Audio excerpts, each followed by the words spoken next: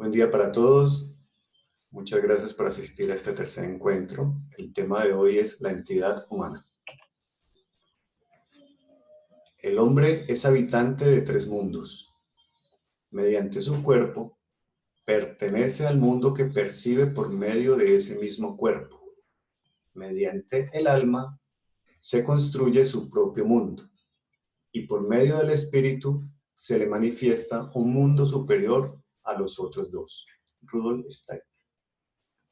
Mario, muy buen día.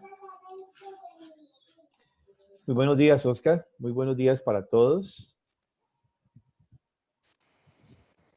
Bueno, para algunas personas, por lo que he escuchado, ya comienza fuertemente el otoño. Para nosotros aquí en Colombia comienzan las temporadas de lluvia, que están un poco relacionadas con esos movimientos que se están dando en el norte con el otoño.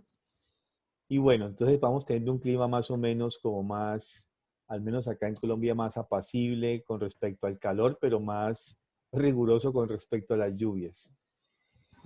Bueno, la idea de hoy es continuar con nuestro tema acerca de la entidad humana, cómo vamos entrando en esta concepción de lo que es, desde la mirada antroposófica, lo que es la concepción del ser humano y cómo es esta conformación. Entonces, quiero retomar algunos aspectos iniciales con base en unas preguntas que formularon y que tiene que ver con, de alguna manera, en la línea que hemos venido nosotros reflexionando, profundizando en esta imagen del ser humano. Entonces, quiero compartir con ustedes pantalla para que sea un poco más ilustrativo pues esta explicación, porque así solamente a través de estos medios digitales, un poco con tanta distancia física y solamente a través de conceptos no es tan fácil pues entrar en esto que nos cambia, como ya lo había dicho en las ocasiones anteriores, nos cambia completamente nuestras representaciones, nuestros paradigmas sobre los cuales nosotros fuimos educados o formados a nivel profesional. Entonces, hay un aspecto muy importante con esta gráfica que estamos viendo, y es ver desde este punto de vista, siempre hay que decirlo, porque no es un solo punto de vista, sino desde esta mirada que lo estamos haciendo, porque cuando miramos al ser humano, vamos a mirar que puede ser mucho más complejo, mucho más vasto su dimensión. Vamos a mirar más adelante esto. Pero inicialmente hablamos de tres dimensiones o constituciones del ser humano que se pueden ver en esta curva, ¿sí? Una parte que es la inferior, que es la curva física, que veíamos que el cuerpo físico nuestro tiene un proceso de nacimiento, se va desplegando ampliamente hasta llegar como más o menos a la mitad de la biografía humana, considerando que hoy en día una biografía humana está alrededor de los 70 años en promedio. Uno puede tener menos o más de esa edad, pero en promedio son 70 años. La edad media de un ser humano sería los 35. Y fisiológicamente, más o menos a esa edad, las fuerzas catabólicas comienzan a tener mayor predominancia con respecto a las anabólicas. Tenemos que recordar que lo anabólico es lo que va regenerando, creciendo, ampliándose, y lo catabólico es lo que se va aglutinando, lo que va decreciendo de alguna forma. Esas fuerzas al principio de la biografía humana están muy exuberantes y luego en la mitad de la vida están miti-miti. Y luego comienzan a predominar lentamente las fuerzas catabólicas o de degeneramiento. Y esto nos conlleva entonces a que el cuerpo físico tenga un declive lentamente, progresivamente el cuerpo va volviéndose de alguna manera marchito. Si tenemos en cuenta como una planta que ya tiene un proceso de crecimiento y llega un momento en que ya también comienza su proceso de marchitación como tal. Pero como no solamente tenemos esta dimensión física, sino también una dimensión anímica, esa dimensión anímica va a la par del crecimiento del cuerpo físico. Pero llega un momento en que si no hemos trabajado anímicamente, esa constitución anímica puede decrecer de la igual manera que decrece el cuerpo físico. Si hemos tenido un trabajo medianamente, podemos sostener nuestra constitución anímica para que ella no decline y se degrade igual que el cuerpo físico. Y si hemos tenido un trabajo mucho más profundo, nuestra constitución anímica puede expandirse posteriormente. Y veíamos que este aspecto debe ser así, aunque hoy en día un gran grupo de científicos se opone a querer que el cuerpo realmente tenga marchitación, ¿sí? Eh, eh, pero es una realidad. Y veíamos que es importante que este cuerpo decrezca para que justamente la constitución anímica espiritual pueda justamente, ahora lo contrario que es el cuerpo físico, en la primera parte de su vida, esa parte anímica espiritual pueda realmente resplandecer. Y aquí es donde vienen algunas de las preguntas que ustedes han hecho. ¿Cómo hacer para que a partir de estos 21 años, que se marca realmente la vida adulta de un ser humano, adulta joven, todo esto que se ha recibido en la educación de la casa y de la escuela pueda tener un efecto?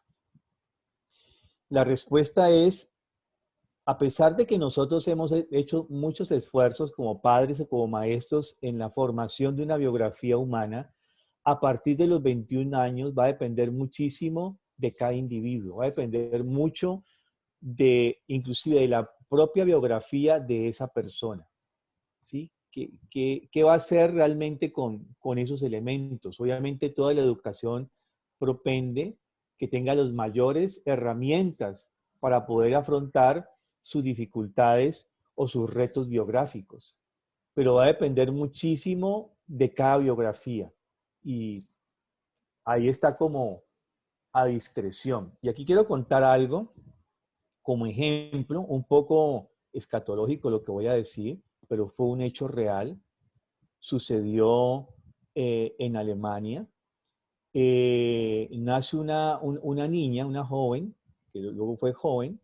Esa niña es hija de un sacerdote de la comunidad de cristianos, de Christengemeinschaft, en Alemania, y su madre es maestra Waldorf. Viven a las afueras de la ciudad, en un ambiente campestre, rodeada de granjas, de una granja biológico dinámica, de toda una comunidad antroposófica. Crece dentro de esta comunidad antroposófica la chica, es educada en una escuela Waldorf. Y a los 18 años, la chica decide ser sacerdotisa de magia negra.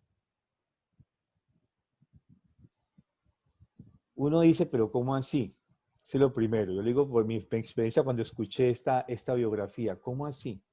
Una chica que nace en un ambiente, que uno puede decir, archi-antroposófico, con todo, cuidada con todos digamos, las delicadezas en el torno de la educación, se le ha dado todos los elementos y de pronto esa chica a los 18 años decide inclinarse hacia la magia negra. Esos son aspectos de la biografía humana.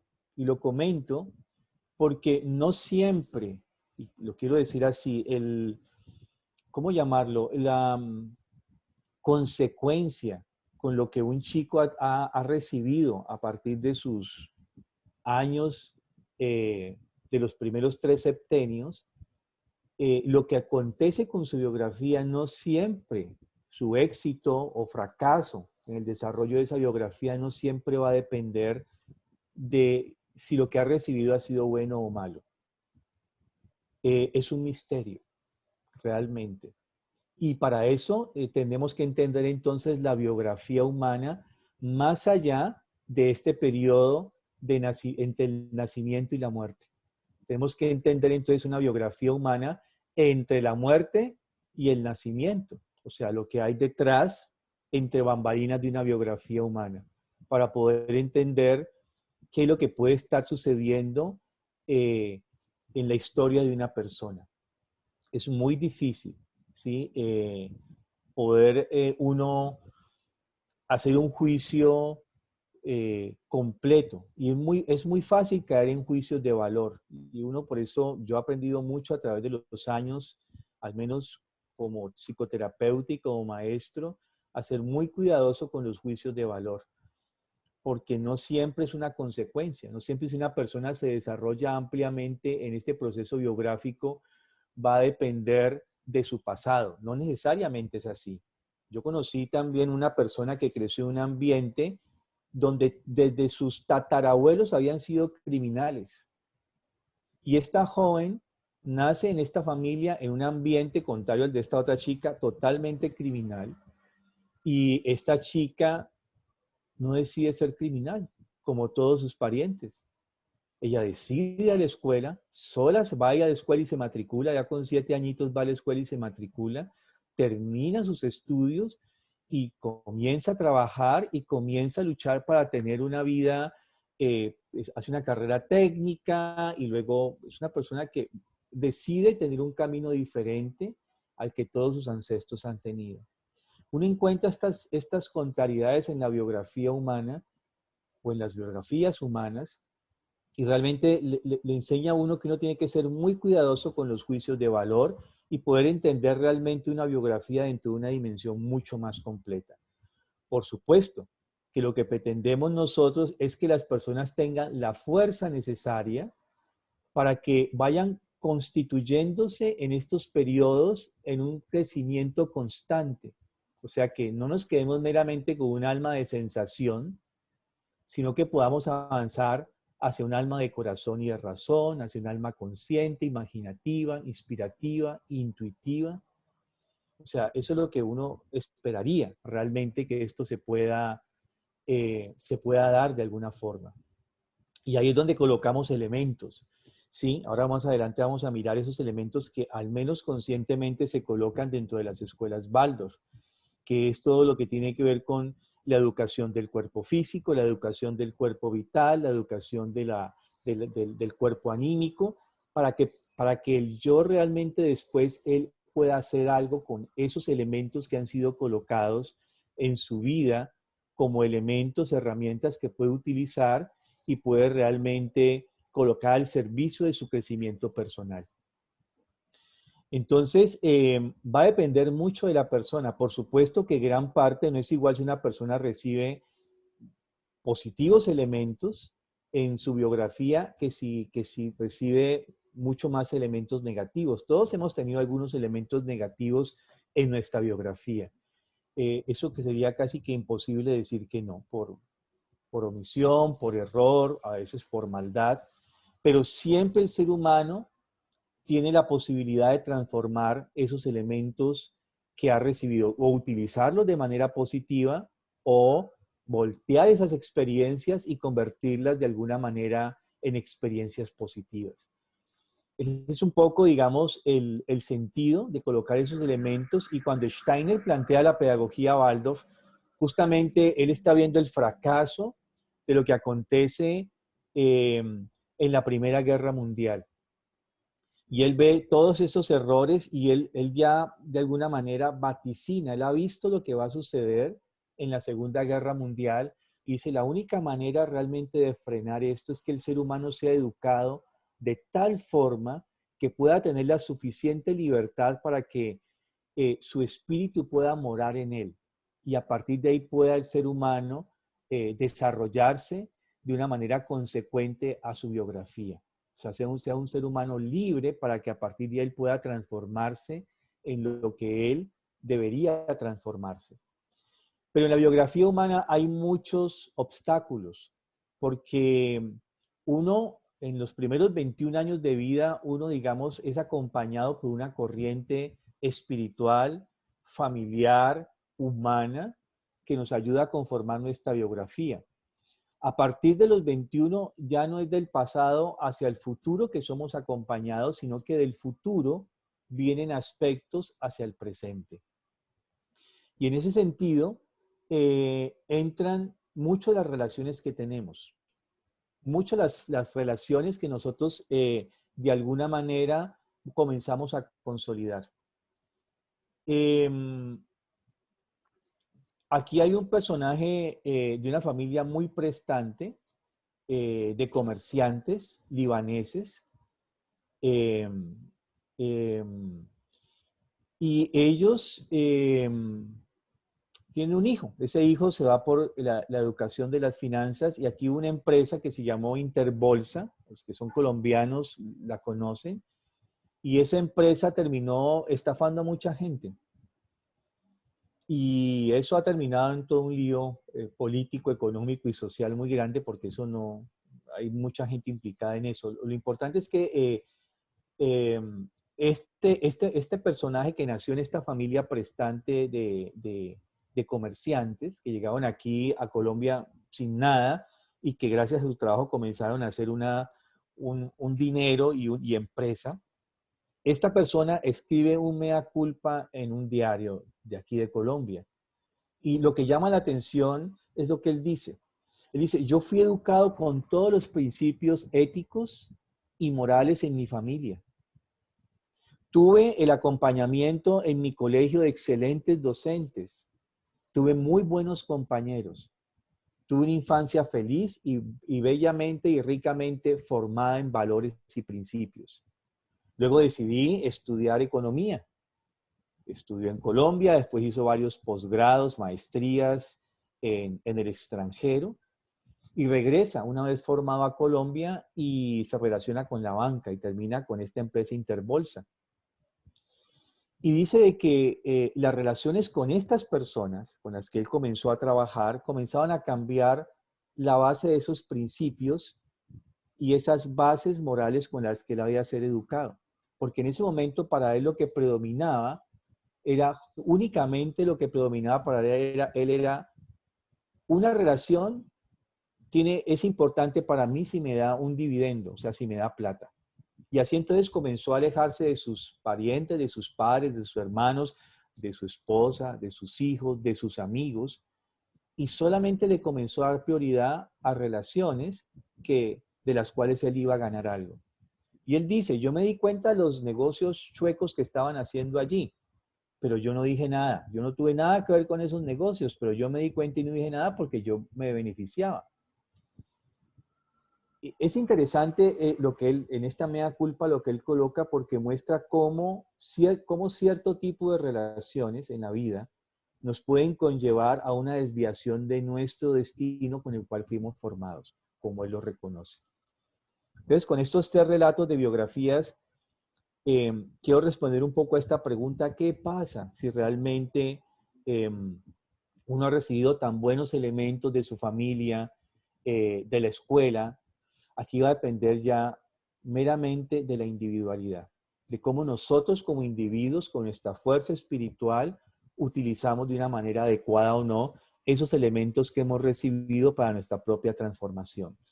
Y obviamente tenemos muchos peligros hoy en día, cada vez más. El Fausto de Goethe nos muestra realmente esos peligros que podemos tener en la vida, en nuestro desarrollo biográfico. Pero ¿qué es lo que en esencia importa? Que nos demos cuenta cuando estamos perdiendo el rumbo y poder encauzarlo. Siempre eso es lo fundamental y por eso digo, es muy delicado hacer juicios de valor porque no sabemos muchas veces si una persona ha tenido que pasar por esos procesos biográficos. Es muy difícil, solamente lo podemos saber cuando analizamos cada biografía humana a la luz de esa biografía humana. ¿Sí? Bueno, otra de las preguntas que han hecho ustedes tiene que ver con estos momentos de contracción, de expansión y contracción. Entonces, aquí tenemos este aspecto de los 21. Aquí hay un momento justamente de contracción.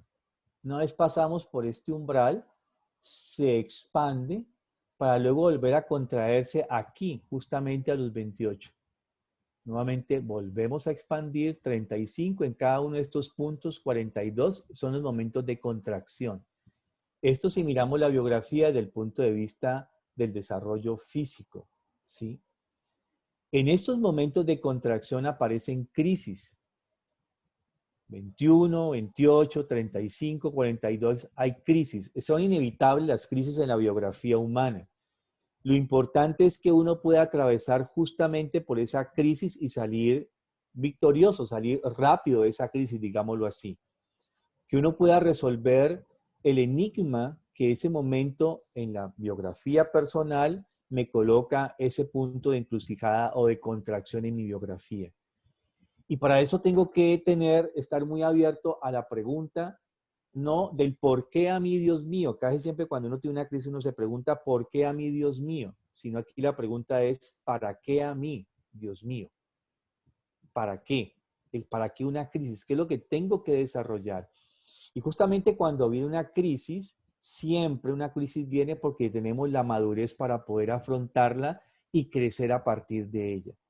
Pero justamente tenemos que profundizar en la pregunta. Hay que transformar la crisis o la enfermedad, porque a veces la crisis puede venir con una situación social o una enfermedad, convertirla en una pregunta. ¿Qué me quiere realmente indicar? ¿Qué me está diciendo esto? ¿Hacia dónde me quiere orientar realmente esta situación de encrucijada en mi vida? Y siempre tener la conciencia de que esa crisis es para bien, no para mal. Algo está buscando realmente esa crisis que yo debo transformar. Cuando la crisis se vuelve crítica, cuando yo me resisto al cambio, cuando yo resisto en que esos viejos parapetos sobre los cuales yo me estoy sosteniendo, quiero continuar en ellos y no transformarlos y dar el salto a realmente estar ubicado en una nueva dimensión de mi biografía. Entonces, va a depender mucho de este aspecto, ahí donde justamente muchas veces necesitamos el acompañamiento de alguna manera. Depende de la biografía y también depende un poco de la tarea que tenemos en la vida, hacia dónde somos realmente orientados y ubicados nosotros a través de estas crisis para poder tener el despliegue de nuestro desarrollo como tal. Y claro, mucha de esa fuerza va a depender de que nosotros realmente eh, tengamos esta educación de la voluntad, ¿sí? Un aspecto esencial es la formación volitiva. Y ya veíamos hace 8 días cómo este aspecto básico de nuestra voluntad, lo que son los instintos, los apetitos y los deseos, lo que busca la cultura justamente es eh, intensivar ese cuerpo de deseos a través de todo lo que conocemos como cultura o como medios de consumo, como a través de todo lo que es visual, a través de toda el mercadeo, la publicidad, se está excitando constantemente ese cuerpo de deseos. Y casi que nos lleva a que una vez casi que ni satisfecho ya estemos accediendo al siguiente deseo. Y justamente uno de los aspectos esenciales que el ser humano debe tener en su educación es el templar el cuerpo de deseos. Porque si no logramos educar este cuerpo de deseos, nuestra voluntad no puede seguir evolucionando hacia la capacidad de tener ideales, aspiraciones, propósitos y resoluciones. Entonces, si esto no se amplía hacia esa categoría de desarrollo, entonces nuestro yo humano, nuestra dimensión espiritual, no puede realmente manifestarse y hacer una transformación en la vida, aquí en la tierra, de lo que deberíamos hacer de acuerdo a nuestros designios, a lo que venimos a la tierra realmente a realizar. Y eso es una tarea muy importante hoy en día, porque nuestra cultura está exacerbando este cuerpo de deseos. Por ejemplo, cuando yo era niño y íbamos a las tiendas, siempre había un gran mostrador. Y siempre lo que era apetitoso para nosotros los niños o estaba bien encima del mostrador o atrás del mostrador. O sea, que eran los dulces. Para uno de niño los dulces son una cosa que es un atractivo muy interesante. Pero eso no estaba a la vista de los niños. Estaba muy arriba porque un niño, imagínense, tiene alrededor de 60 centímetros de altura y esos mostradores tenían más de 1,20 m, 1,50 m. Estaban muy por encima. Uno tenía que estar, uno quería inclusive que lo cargaran para poder ver todas las delicias que estaban encima del mostrador, ¿sí? Hoy en día no es así. Hoy en día no están arriba. Hoy en día uno va a un supermercado, ya tiendas hay muy pocas y si las hay también son iguales porque es la misma estructura de diseño. Están justamente colocados todas estas golosinas a la vista y a la altura de los niños, a 60 centímetros. No superan los 60 centímetros. Miren ustedes esto si no se han dado cuenta. Entonces, ahí ya vemos un aspecto muy sutil, muy pequeño de cómo este cuerpo de deseos es muy incitado, ¿sí? Como seducido constantemente a través de todo esto de lo que se nos coloca muy sutilmente en la cultura, sin hablar de toda la publicidad y todas estas cosas que tenemos allí. Entonces, obviamente, la tarea no es entonces reprimir el cuerpo de deseos, sino templar el cuerpo de deseos. Los romanos, con los cultos a Mitra, tenemos, no sé si ustedes han visto estas imágenes de un gran toro de casta, encima hay un guerrero, coge su espada, la espada corta y la clava en el corazón del toro, sosteniéndolo por las narices, lo tiene así, clava su espada en el corazón, y atrás el toro tiene unos grandes testículos y esos testículos son atenazados por un escorpión. La formación espiritual de los guerreros romanos era sentarse como en especie de bancas, ¿sí? Y contemplar esta imagen de Mitra. Y ellos al contemplar esta imagen de Mitra, obviamente hoy en día nosotros tendrían que explicarnos esto para poder entenderlo, pero ellos lo entendían por la capacidad que tenían de su alma imaginativa. El mensaje que decía esa imagen de Mitra es más o menos lo siguiente. Si tú no domeñas tu naturaleza instintiva y la sacrificas para que sirva al propósito de tus designios espirituales, la naturaleza te consumirá. La naturaleza te consumirá está representada en el escorpión atenazando los testículos del toro. Y el sacrificio de templar este cuerpo de deseos está en la imagen de domeñar el toro a través de las fauces y clavar la espada en el corazón del toro.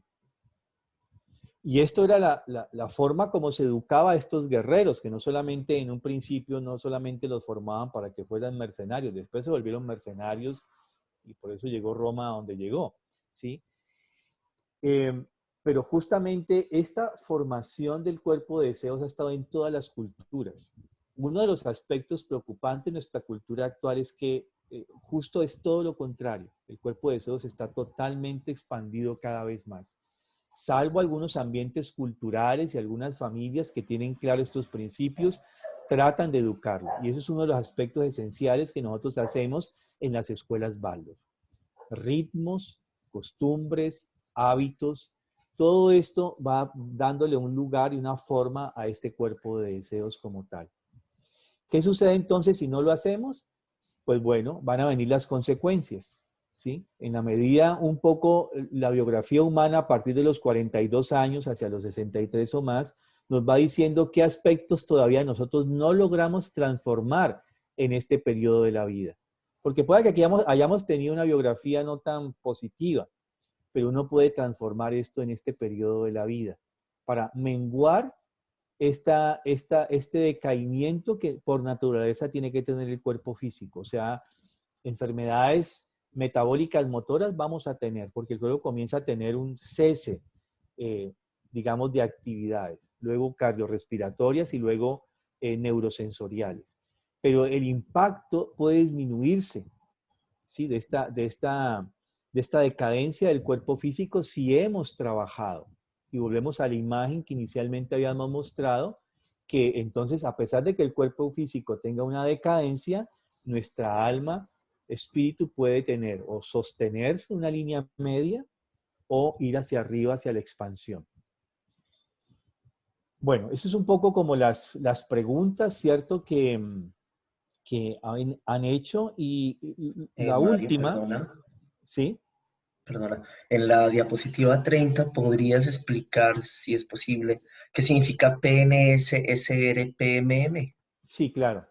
Esto tiene que está en sigla, ¿cierto? Es Sistema neurosensorial. Todo esto tiene que ver con la parte neurosensorial, cardiorrespiratoria y metabólica motor. Es decir, nosotros en esta etapa de la vida, biográficamente, estamos preferencialmente las fuerzas morfogenéticas, que son las que guían el desarrollo, que tienen que ver con el cuerpo vital, están concentradas en desarrollar todo el sistema neurosensorial, todo lo que es cerebro, sentidos y sistema nervioso autónomo. Esto lo mostramos un poquito, creo que hace 15 días, ¿sí?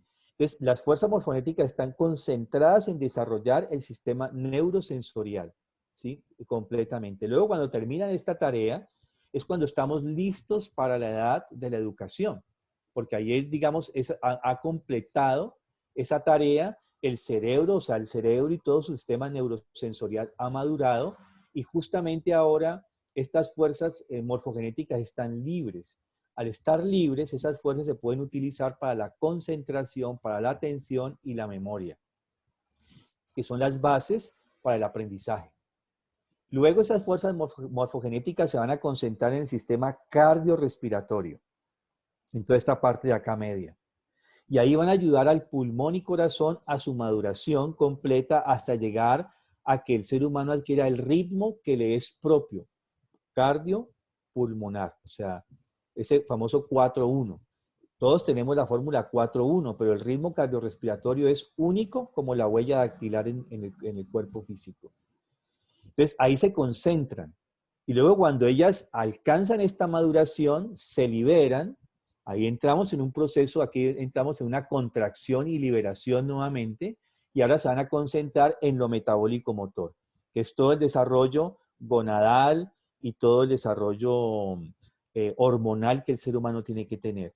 Y vamos a completarlo alrededor de los 21 años, que es cuando adquirimos la mayoría de edad o la maduración física, ¿sí? Como tal. Hoy en día la mayoría tiene más un tema político, ¿no? Por eso se alcanza a los 18. Inclusive hay la propuesta desde hace muchos 10, 20 años de correrlo a los 16. Todavía no lo han logrado, pero en propio pienso que sí. Pero no tiene nada que ver tener una cédula con la maduración física, como tal, que se adquiere justamente alrededor de los 21 años. Entonces, eso se está refiriendo al sistema metabólico motor, sistema cardiorrespiratorio y sistema neurosensorial. Predomina. Entonces, por eso en espejo, las enfermedades que se adquieren entre los 56 y 63 años son las esclerosis cerebrales, todo lo que conocemos como demencia senil, por ejemplo, Alzheimer, Parkinson, enfermedades de estas que vemos como que de alguna manera tienen esta característica de ser degenerativas a nivel de lo neurosensorial. Entre los 49 y los 56 vienen todas las enfermedades que tienen que ver con lo cardiorrespiratorio. Esclerosis vascular, tendencias al infarto. Los varones somos muy susceptibles de infartos en esta etapa de la vida. El asma. También las mujeres entran aquí porque comienzan a dejar de menstruar y entonces comienzan a tener mayores concentraciones de hierro en la sangre.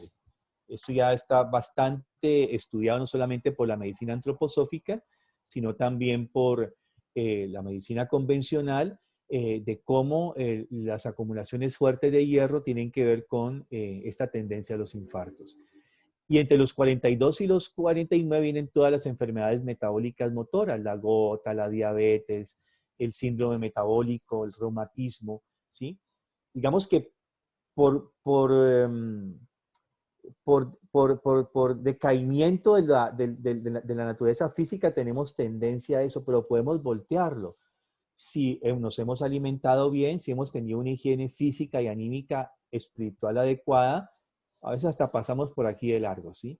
A veces no, tenemos que luchar, pero va a depender mucho de este trabajo que hemos hecho en transformar nuestra biografía en esta experiencia de estos 3 primeros septenios. Y por eso es importante conocer qué pasa, como lo mostraba en la gráfica anterior, aquí, seguir trabajando en cada uno de estos septenios de vida, ¿sí? Bueno, y para cerrar el ciclo de preguntas, la otra pregunta era si podemos ver esto de manera general voy a ampliarlo porque no sé si ustedes lo están viendo todos tan grande como debería ser. Se ve muy pequeño, Mario. ¿Ahí lo ven? Y sí se ve, pero con media pantalla. Ah, ok. Entonces voy a ver si así se ve más. ¿Así se No, ve pero más? cuando la amplió se vio mejor. Ahí sí se ve más. ¿Ahí se ve más? Sí, ahí se ve, le estás haciendo zoom, ¿no? Sí, ahí Sí, se ve sí. mejor. Sí, sí. Bueno, entonces, la otra pregunta que hacían era si esos ritmos se ven en toda la naturaleza, se ven en toda la naturaleza, pero también se ven en los grandes periodos de evolución de la Tierra como planeta, ¿sí? Entonces, vemos, por ejemplo, que estamos en la quinta época cultural posatlántica. Esta quinta época tendría que tener siete épocas culturales de desarrollo, ¿sí? La proto-hindú, proto-persa, egipto-caldeo-babilónica, greco-latina, la germano-anglosajona, que es en la que estamos, y hacia el futuro estaríamos en la eslava y en la americana. Cada época de estas tiene a su vez 7 periodos. Cada periodo de estos dura 2160 años. Entonces, los griegos lo manejaban muy bien esta concepción.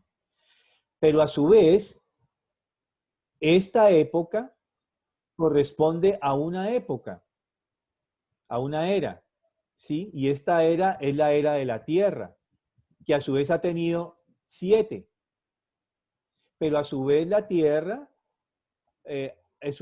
ha tenido, o sea, no solamente la Tierra como fase evolutiva, sino que a la vez la Tierra ha tenido otras fases evolutivas.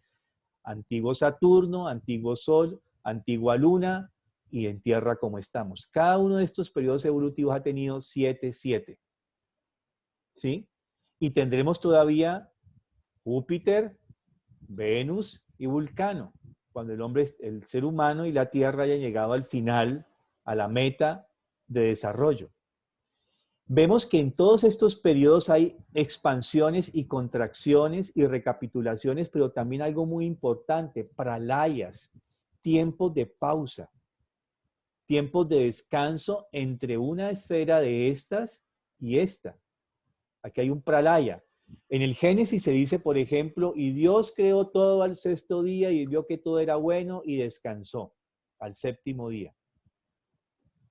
Ese es pralaya, ¿sí? Es la pausa como tal que la humanidad realmente, o sea, la evolución ha desarrollado y que la humanidad también en su desarrollo, no solamente la Tierra, porque tenemos que tener en cuenta que este desarrollo de la Tierra tiene intrínseco el desarrollo del humano. Entonces vemos también fases evolutivas una y otra vez que se están desarrollando una y otra vez. Entonces, estos periodos de expansión, contracción, de evolución y de ciclos de 7 también lo vemos en la constitución no solamente de los animales, de las plantas, sino de los minerales, sino también de la tierra como ser en sí mismo como tal. Esto está planteado en la ciencia oculta, ¿sí? Me pareció que esta imagen de Crotolini lo puede resumir muy bien.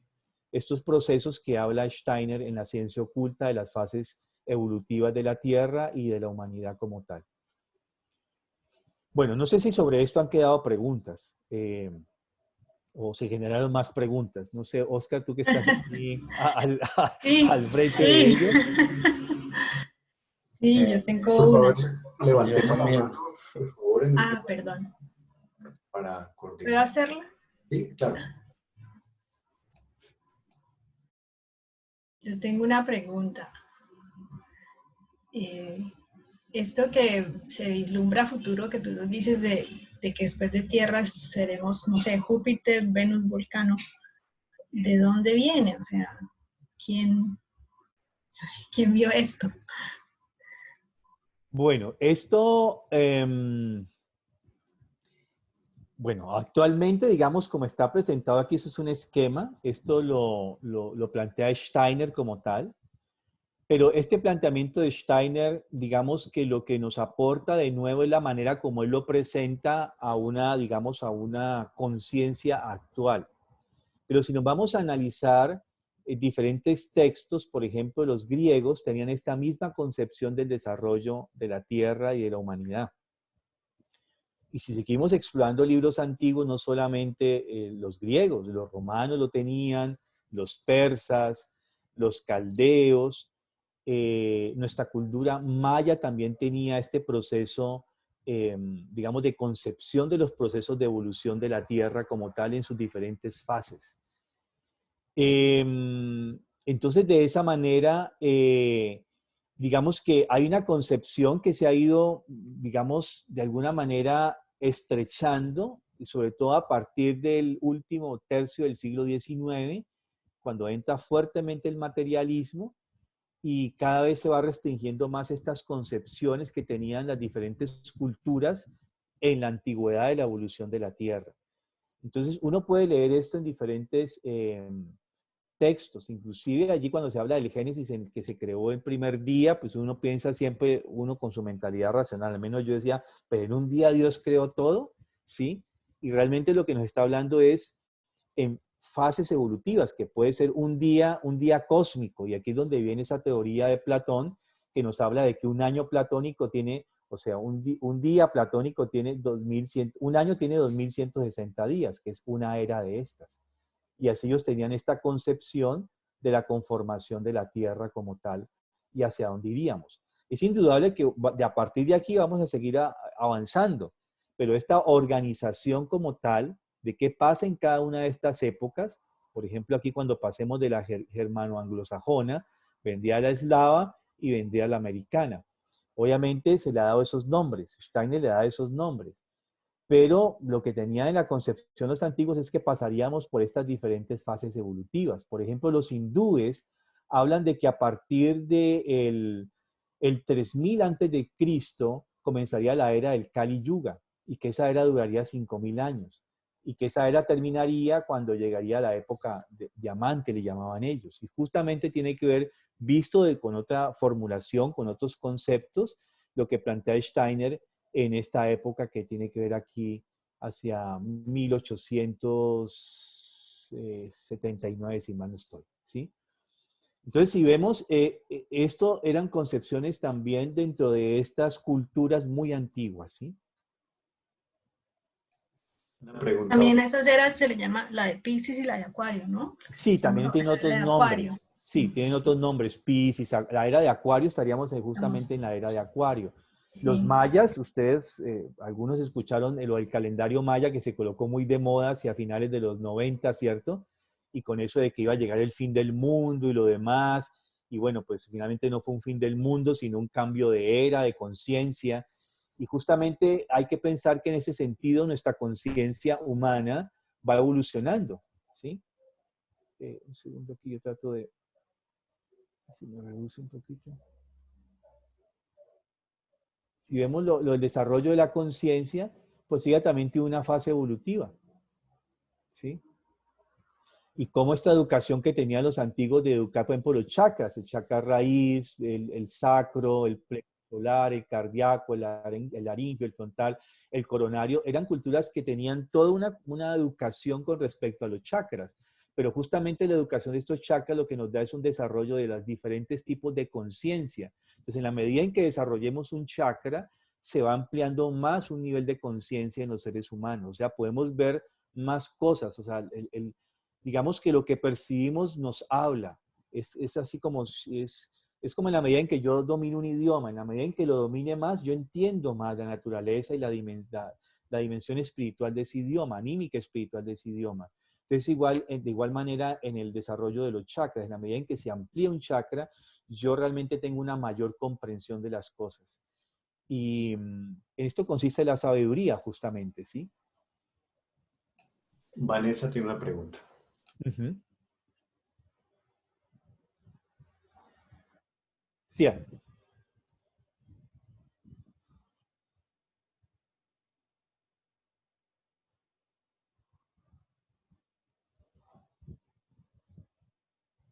Sí.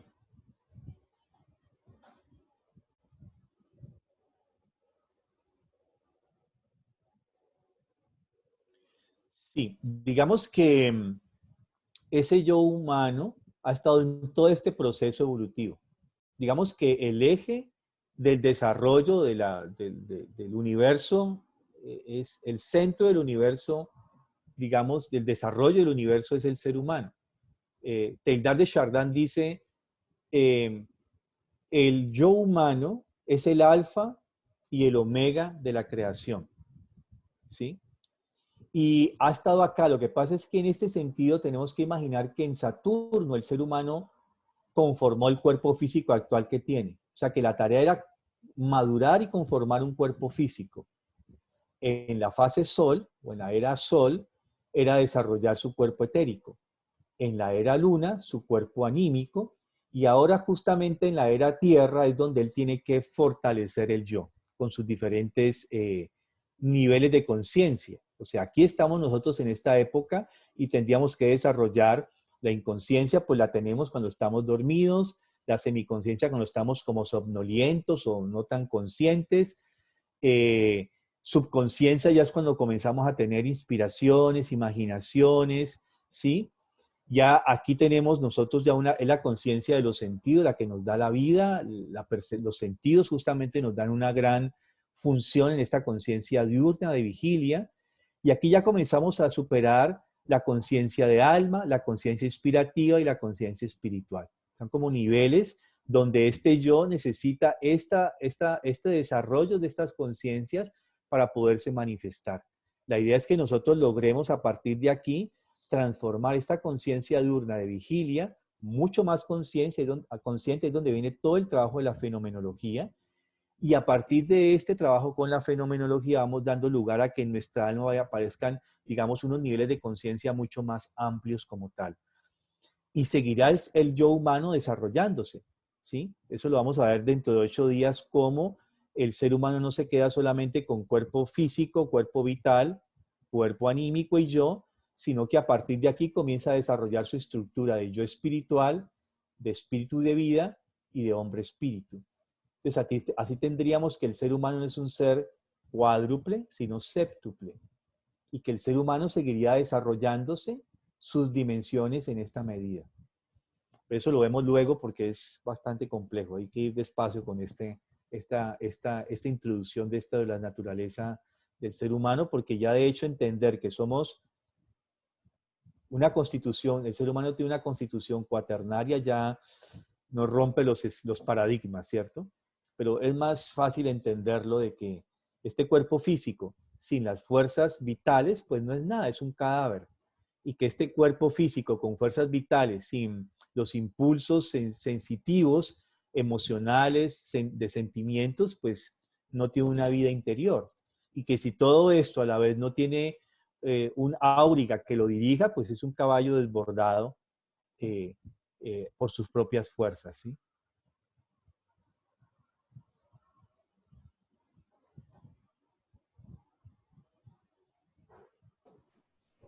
Bueno, no sé si hay otra pregunta. Por el momento no hay. ¿Inquietud? No, yo, buenos días. Hola, Mario. Días. ¿Cómo estás? Muy Madele, bien. quisiera saber, buenos días, quisiera saber, o sea, cómo podríamos estimular, cómo podríamos ir cultivando o co-creando nuestro yo en la conciencia, diríamos, o sea, desde el alma inspirativa y espiritual. Y tú dices que cuanto más se eleva uno hacia la conciencia espiritual, realmente eso sería un estado puro de conciencia, donde solo existiría algo así de esa energía del amor y donde uno puede todo lo puede, diríamos, o crear según nuestros pensamientos. Gracias. Sí, pues aquí es donde viene la ejercitación. Ya como seres adultos tenemos que comenzar a hacer una ejercitación. Bueno, en la antroposofía, Steiner nos da, yo diría, 3 grandes grupos de ejercicios, ¿cierto? Uno de ellos justamente es el desarrollo de la fenomenología. La fenomenología es planteada, digamos, es retomada, no es nueva porque ya existió en la antigua Grecia, cuando comienzan todo el desarrollo de los métodos científicos, con Platón, con Aristóteles y todos estos filósofos. Ellos justamente, si uno mira, ellos lo que hacen es desarrollar su capacidad perceptual. De hecho, antes de los griegos, cuando ustedes miran las famosas cuevas de Altamira, que vemos todos estos dibujos rupestres, y que se dice que el ser humano estaba recién tratando de emular la naturaleza, se ha descubierto, y estos estudios de antropólogos, nada antroposóficos, que esas cuevas no eran escuelas de formación. Entonces lo que hacían los maestros era introducir en estas cuevas a sus alumnos y decir que representaran lo que veían. O sea, en ejercicios fenomenológicos. Eso es una de las grandes hipótesis que están barajando hoy en día los antropólogos con base en estos estudios que han hecho de las escuelas de Altamira. O sea que ya digamos, esta disciplina de la fenomenología es muy, muy antiguo, ¿sí? Entonces es poder porque los sentidos en principio nos pueden engañar. Entonces uno es cómo vamos educando los sentidos para que puedan realmente percibir de la manera mucho más concreta, real, objetiva. Entonces, ahí tenemos un gran campo de acción, en esa educación de lo que es el alma consciente diurna de vigilia. Luego viene otro nivel de ejercicios que a veces no se toman por la mala traducción, que se llaman subsidiarios. No sé por qué se le dio esa traducción, porque en alemán es Nebenübungen. Y Übungen es ejercicios y Neben es al lado. ¿Sí? Al lado Neben es al lado, algo va al lado. No es arriba ni abajo. Si fueran subsidiarios serían abajo, pero es al lado. ¿Al lado de qué? De la meditación. Y esos ejercicios son 6, ¿sí? Entonces, en el sentido de la pregunta que tú haces, Madeleine, es cómo yo puedo realmente, digamos, fortalecer mi mundo de emociones. Entonces, uno de los ejercicios es el control de las emociones, que también nos cae muy bien para esta época. El ejercicio del positivismo es otro ejercicio muy, muy importante para nuestra época. O el fortalecimiento de la voluntad o del pensamiento. Son 6 ejercicios que Steiner nos da que justamente fortalecerían la naturaleza anímica del ser humano y que va conllevando indirectamente al desarrollo de estos chakras. Si uno hace la correlación, que Steiner no lo plantea así, pero si uno ya comienza a indagar, uno se da cuenta de que cada uno de estos ejercicios, yo le llamo fundamentales, yo le llamo subsidiarios, yo le llamo ejercicios fundamentales, justamente son muy importantes porque van ayudando a desarrollar este tipo de conciencias. Y ahora sí podemos acceder entonces al tercer nivel, que es a la meditación. Entonces, ya cuando entramos al campo de la meditación, que Steiner también da todo un camino para este proceso de la meditación, pues la meditación puede ser muchísimo más rica para nosotros y va a ser más fácil de alguna manera y más productiva. Entonces, esos serían como los 3 niveles, digamos, de ejercitación que tendríamos para el desarrollo de estos niveles de conciencia, comenzando desde la fenomenología y por los ejercicios anímicos y posteriormente por la meditación, que sería del campo espiritual. Justamente el dibujo de formas que estamos haciendo es una forma de ejercitarnos de esta manera en la fenomenología como tal, ¿sí? Es un ejercicio, hay muchos otros, la pintura, el modelado, todo esto de lo que se hacen artes y manualidades en las escuelas Waldorf, justamente tiene ese sentido. Bueno, ya son las 8 y tenemos que dejar allí, no se preocupen, vamos a seguir, a continuar con esto. Lo importante y lo que quiero cerrar es que esta naturaleza del ser humano conformada por cuerpo anímico y yo, y me omito aquí el cuerpo vital porque estaría unido con el cuerpo físico, vamos a mirar dentro de 8 días cómo a partir del trabajo con estas naturalezas constitutivas vamos a comenzar a permitir que emerjan cada una de estas otras dimensiones, llamémosle así, o constituciones del ser humano.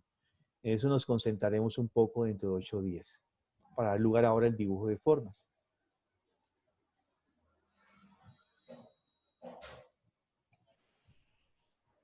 Muchas gracias, Mario.